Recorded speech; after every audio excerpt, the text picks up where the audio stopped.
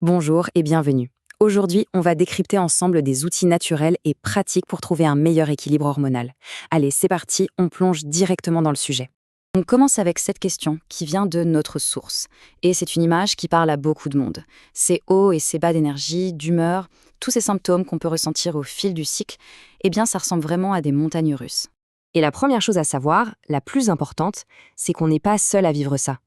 La bonne nouvelle, c'est qu'il existe des moyens vraiment doux et naturels pour retrouver plus de stabilité. L'idée, ce n'est pas de tout effacer, les variations sont normales, mais plutôt d'adoucir les pics pour vivre un quotidien plus serein. Alors voici le plan de match pour aujourd'hui. D'abord, on va bien comprendre le phénomène. Ensuite, on explorera les 4 piliers d'un bon équilibre. Puis, on verra comment se constituer une boîte à outils perso. Et enfin, on terminera avec un plan d'action concret. Donc, première section, on plante le décor. On parle de ces journées où l'on se sent invincible, suivies de moments de grosse fatigue, d'irritabilité ou de ballonnement. Bref, toutes ces expériences très courantes qui sont directement liées à notre cycle hormonal. Ok, maintenant, allons voir un peu plus loin. Pourquoi est-ce que ça arrive? Qu'est-ce qui se passe vraiment à l'intérieur? La source nous invite à changer de regard, à voir ce processus non pas comme un défaut de fabrication, mais plutôt comme un rythme super intelligent et naturel.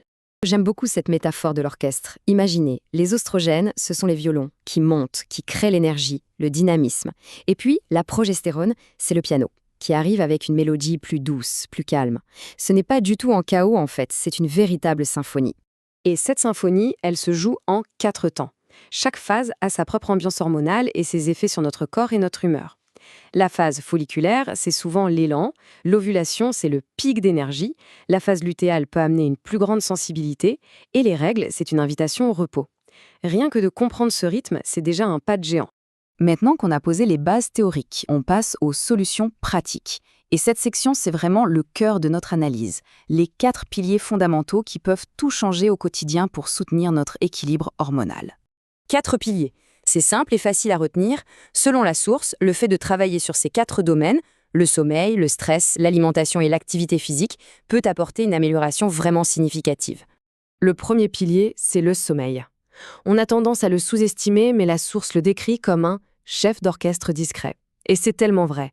C'est la nuit que le corps appuie sur reset, qu'il régule le cortisol. C'est la base invisible, mais absolument indispensable.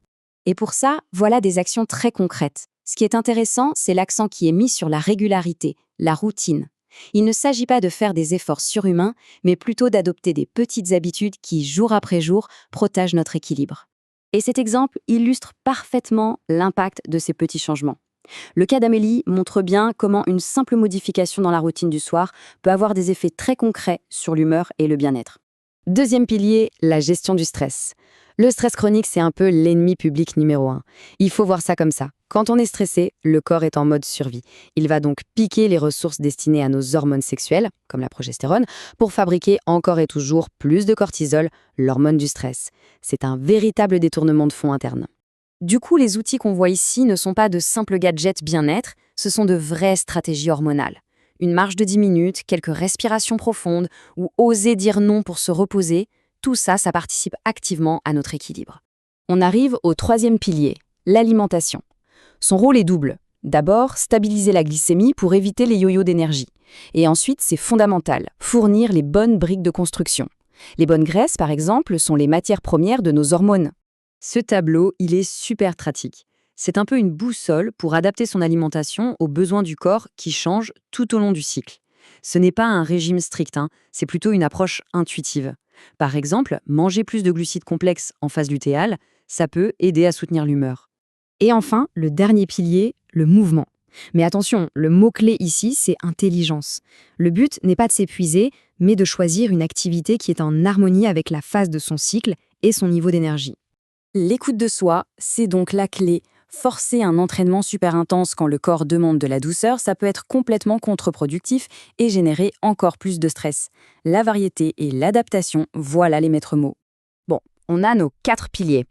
Maintenant, on va ajouter quelques outils supplémentaires à notre ceinture, pour aller encore plus loin et mieux se comprendre. Le suivi de cycle est présenté comme l'outil le plus puissant. Pourquoi?